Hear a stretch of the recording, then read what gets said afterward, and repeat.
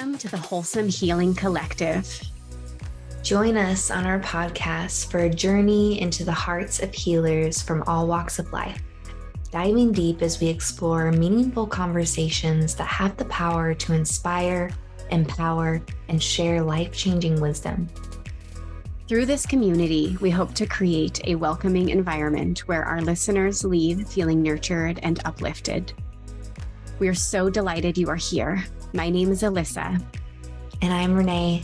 Grab a drink, get cozy, and let's dive in. Welcome back to the Wholesome Healing Collective podcast. My name is Alyssa.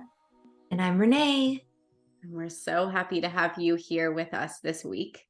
I was part of a conversation yesterday that I want to continue. So I am a guest speaker at a summit called How to Get ROI, Not Debt and Regret with Heather Wild. And our interview was yesterday. I'm not sure when it's coming out because the summit starts on the 30th of October and runs for, 10 days or something. So if you would like to figure out how to get some more details on that summit, let me know. But the conversation we had was how to hire a healer. I was the expert in that industry. There's experts from business coaching, mindset coaching, publishing, copywriting, a lot of different experts, and they're giving their 2 cents and their expertise. So obviously my field is healing. So I shared on that. And Renee and I get to kind of continue that conversation today. But first, I'd love to point out that I don't really consider myself a healer because I don't really do it. I don't do the work. It's the client that's doing the work on themselves, or I'm just simply a conduit or guide. But that's a pretty common phrase that people throw around. But how to hire a healer? Do you have any first impressions on that topic? The first impression that comes to mind, probably because I'm a sacral generator, is for me, that first initial gut feeling is really important. I don't necessarily make my full decision based on an initial feeling that I get, but I'll definitely notice my gut, and then I'll keep checking in throughout a conversation and notice whether or not I'm feeling comfortable, if conversation is flowing easy. I think that's a big one for me. If it doesn't feel like conversation is flowing easy, I'm probably not going to work with that person. That's a big one for me. Yeah. Yeah, that is exactly what I said yesterday, was that it's really about how I feel in the session. Maybe not like my gut, but just overall, just my feelings. Does it feel safe to be in that container? Does it feel safe to open up? Do I feel at ease? So for me, it's all about how I feel. Because if I don't feel safe to open up, there's no reason to work together. Yeah. Yeah, I love that that conversation. I think too, another big one is whether or not the person is the type of healer who feels like they have it figured out and they have answers that they're going to give you, or is it the type of healer who embodies the knowledge that we have our own answers and they're just there to guide us to the answers that we already have. Personally, I go with the latter because I'm of that belief that we have the answers within us, and it's a matter of peeling back the layers that are either blocking us from that knowledge, blocking us from doing what we already need to do, or getting in the way of really expressing our truest self, which is essentially that knowledge in a sense. So if it's someone who's like, I have this template and you just need to do XYZ and you're going to be successful, I'm like, probably not for me. Yes, I totally agree with all of that. Sometimes we also need just time. We need space to find safety in order to peel back those layers. And so that guide and that safe space can be very helpful, but you can do it all on your own if you have the tools and the know-how, because the answers are within. Yeah, I think that people often have a lot of skills and knowledge to give us. And when we're given those at the time that we're needed in the scenarios that we need them, it's super valuable. It's only when someone has a very rigid program that they try to plug me into and tell me that this is the way to do it and it's the only way, that's when I'm really hesitant. And that's kind of a red flag for me where I'm like, maybe that is for some people, but not for me. Yeah, so that's a red flag. Any other red flags when working with a coach? That was one of the questions she asked me yesterday. And I think that I said that unfair power dynamic, when people Mhm. are putting themselves higher than their client and taking their power away, that's a big red flag for me. Yeah, that would definitely be a red flag for me too. Anything that makes me feel intimidated or judged in any way, Mm. or if it feels like there's certain expectations to be considered successful or like a good client, um, I would be wary of that. And I know you already mentioned it, but just that safety piece, if I don't feel safe to be really open, then I'm definitely going to notice that and reflect on why. Mm, yes. I'm just thinking if there's any other red flags. Um, One of the things we talked about was informed consent. So wow, she was actually one of my clients, and she says that in the interview. She was a beta tester for my program, and she talked about really liking the Reiki that I would do in the breath work. And she's like, and she always asked me if I wanted Reiki instead of just like automatically giving it to me. And I was like, yeah, that consent is so important.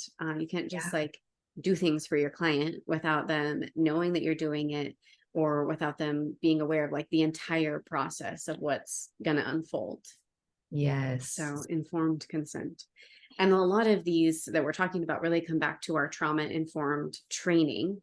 These are how we've been trained to hold a container so that we acknowledge that they may have trauma, and that we just kind of avoid that re-traumatization altogether by these methods. Yeah. Yeah, that's a really good point. And I think that brings me to maybe an overarching red flag to look for, especially when you're looking at someone who is titling themselves something a little bit broad, like life coach. That could be, they might be trained in mindset work, they might be trained in somatics, it might be um uh what is that one? NLP. NLP, yes. Yeah, neuro linguistic So programming. those are completely different styles of coaching. And I think where I'm getting at in terms of something to be weary of is someone who just says life coach. I would definitely ask what their experience is in, because you might stumble upon someone who says, oh, well, I have all of this life experience and I just want to share it with people. And there's nothing wrong with that intention. People have genuine intentions with that, and they might have something valuable to offer, but you really need to ask yourself and have deeper conversation with that person. Is their experience really going to be valuable, or are you looking for someone who is trained in a field of work, is trained in somatics or mindset work or NLP? Because if I were to go to a life coach, and I think a lot of times people make assumptions on based on titles that there is training there, and people call themselves whatever they want. It doesn't mean that they're trained in anything. So ask the questions and just do your own due diligence to make sure that that person has experience and knowledge that is going to benefit you. Yes. I think that information should be readily available on their website, on their like about me section. It is on mine because I know when I go and hire somebody, I want to know what their experience is, because when I learn from somebody, I want to make sure that they know more than I know. And so I need to check their website and make sure that their credentials are like more than what I have, so that I can learn from them. And so I think that's important, is check out their website and do a little research on them before you go to that discovery call or the sales call or whatever it's called, which is another great point. Make sure that you can have a conversation with them before you enter in an agreement with them, so that you get to feel their energy, have that conversation, and make sure that it can feel back and forth and safe and all the things that you need. And if you have questions, that you can get those answers before you sign an agreement. Yeah, absolutely. And one of the things that that Heather has in her contracts is an escape clause. So making sure that when she signs with somebody, or even with her clients, that they can get out of the contract if it's not mutually beneficial. And I have that in mind as well. If it's not a good fit, then we don't have to keep working together, and you don't have to keep paying me either. You just pay me for the services that you received, and then we can say goodbye. I think that it's pretty crummy when you're locked into a contract that you don't want to be in and you have to keep paying. Like, that's ick. That is. Yeah. Yeah, that is icky. Yeah. So we touched on red flags. Flag. My Montana accent. I love it.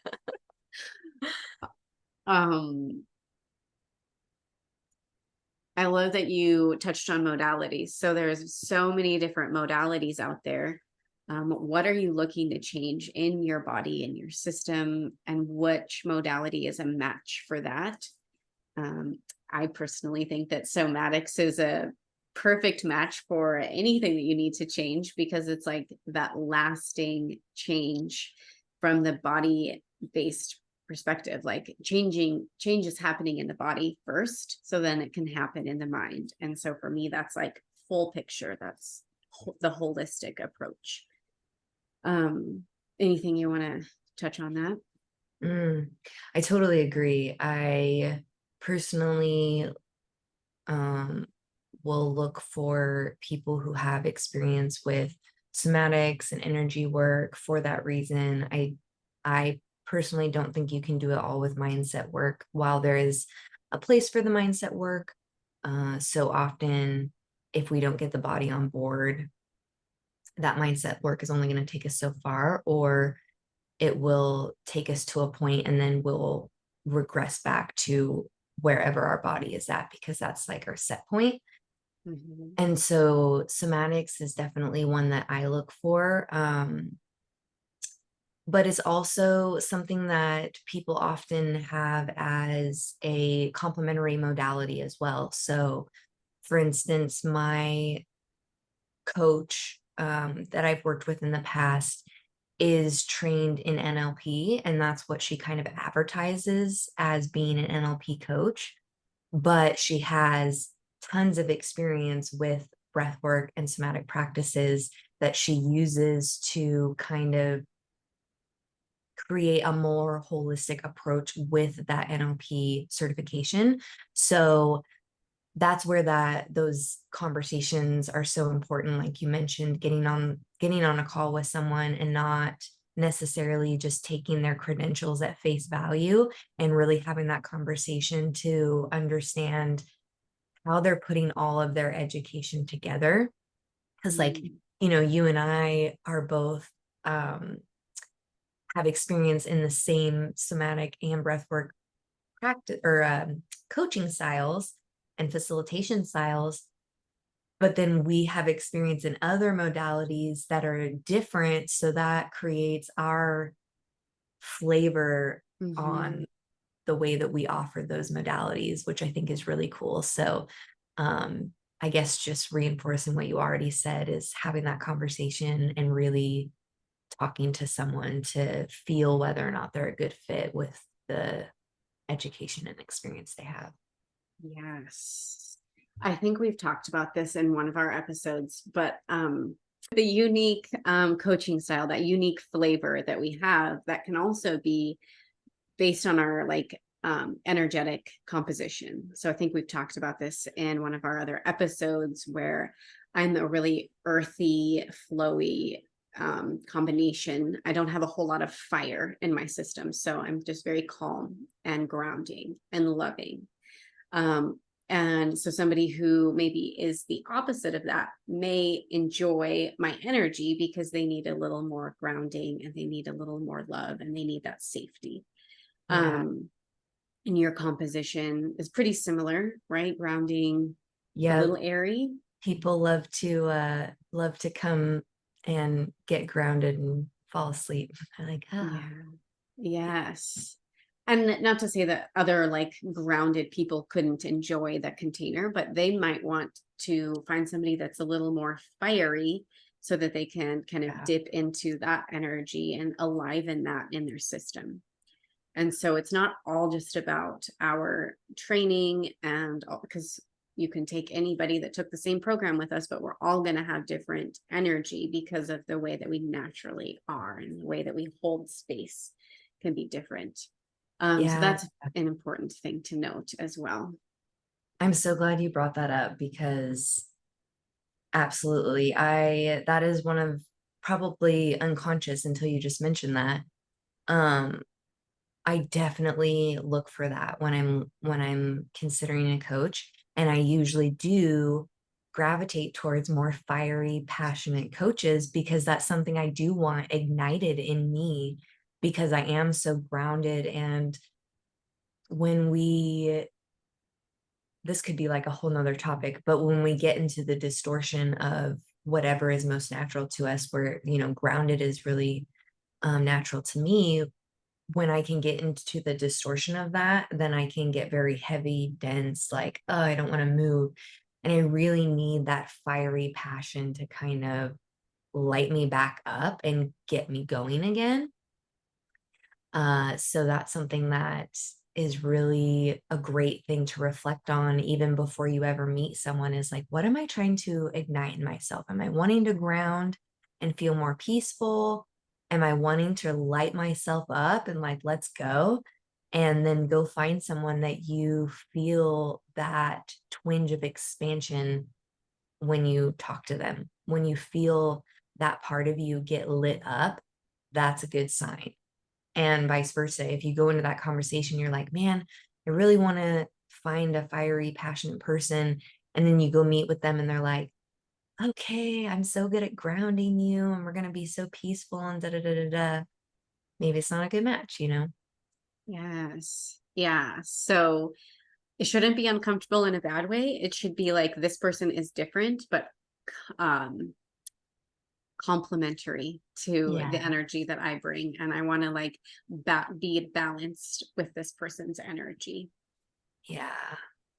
Yeah. And I think there's a balance of finding someone that can nudge you out of your comfort zone, but is going to do it in a safe way at your pace.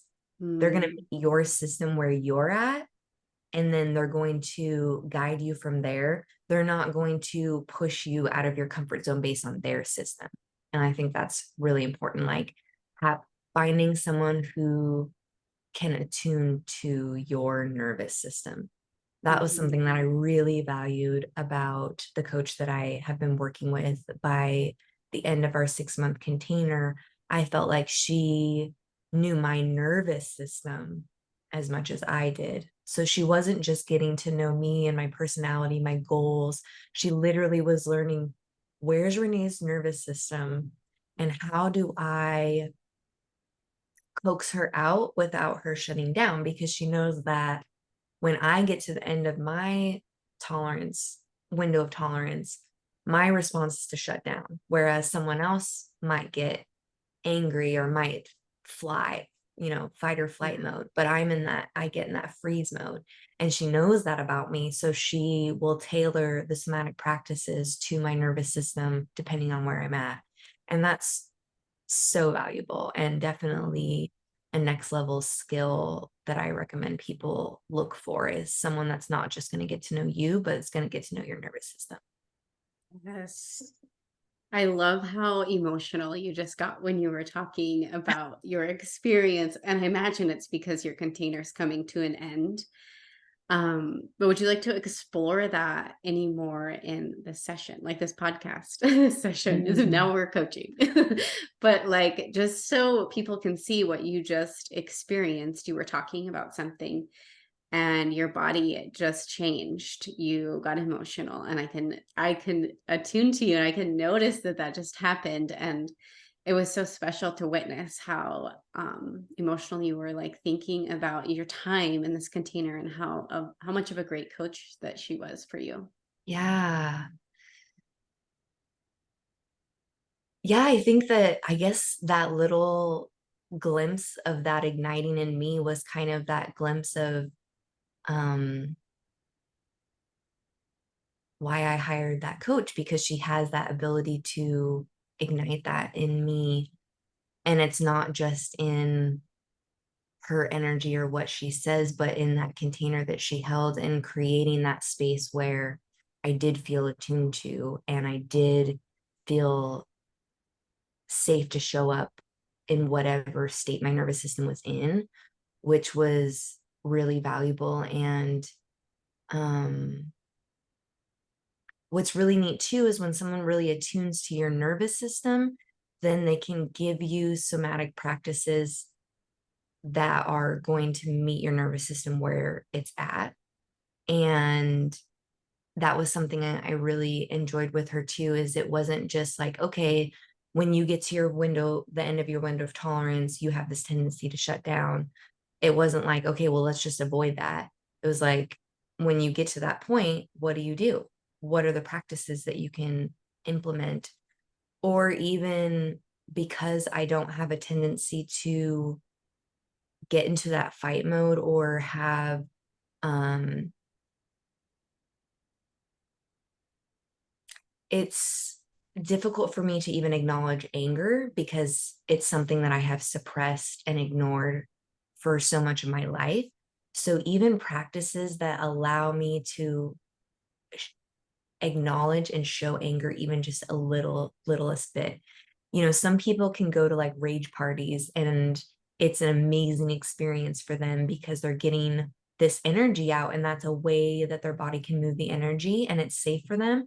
Not Would not be safe for me at all. Like it makes me cringe even thinking about it because that's just not how my nervous system is wired. So she would never do that, but she would have me like do a practice where I am, like laying on my back and putting my knees against the wall, and I'll like push on my knees and like make a face or show teeth or growl or something very small in comparison in terms of expression of anger, but something that is titrated that my nervous system can actually handle. So it's things like that that she taught me over time that really empowered me, I guess. And so when I speak about it, I feel more empowered about the topic to speak. And I guess that comes out, which is what you saw. Yeah, I love that. Thank Mm. you so much for sharing that. I really appreciate your willingness to expand and share with our audience that special relationship. It's so beautiful, the relationship that happens when you work with somebody long term and you get to know each other. And ooh, this is what it was. Um, you felt safe to show up in your session, no matter what, no matter if your nervous system was like fried or you're probably feeling resistant, or if it was somebody you didn't have a relationship with, you would have been resistant and not wanted to go, and you would have just maybe wanted to curl up in a ball. Yeah. But you felt safe to show up as who you were in that moment, knowing that you were going to be supported. And I think that is so huge. Yeah, totally. I think that that is a great point to drive home, especially as we start to wrap this up, is being in a container with a coach isn't just about progression and the the highs and the success. Like, it's about showing up in those moments of weakness or frustration, or moments where maybe you don't feel like enough to show up. That's when you need to show up. Like, that Mm. is where some of our biggest opportunities are for working in a dyadic way, so that they can help you get out of whatever loop you're in that's telling you you're not enough, and actually work through whatever's in the body that is whether it's a limiting belief or stuck energy, um or maybe you need to just generate some more energy. That's when that relationship that you feel safe enough to show up in those moments is really going to um like catapult you into that next level you. And those are the moments when we shouldn't do it alone, because we've been doing it alone for our whole freaking lives. And that's why we hired a coach, so that we could have support and tools to deal with those times, not just to show up when we're in our best state and ask, how do we do better? Mm. I love that. Thank you. I That's think such that a one's a great. hard one. Like, we have this tendency to want to hide when we're in those states and not let people see us in our perceived states of weakness. And that's exactly when we should allow ourselves to be seen. Yes. As long as you have somebody that is safe to hold you. Yeah. Yeah. Yeah. Yeah. Maybe that's Mm. a great question to ask yourself, when you get done with an interview with someone that you're thinking about partnering with, asking yourself, like, would I be able to show up on this call, no makeup, cry face, like super frustrated, and literally not know what to do, and just let yourself be held? Like, if you can show up then and feel comfortable with them, they're probably can hold a good space for you. Mm. I love that. I love how that wraps up this conversation. And I feel like we covered a lot of different points. But if anyone in our audience has any questions or anything to add, we would love for you to comment below. Yeah, Amazing. beautiful. So we hope that you have a beautiful rest of your day, and we'll see you again next time. Cheers.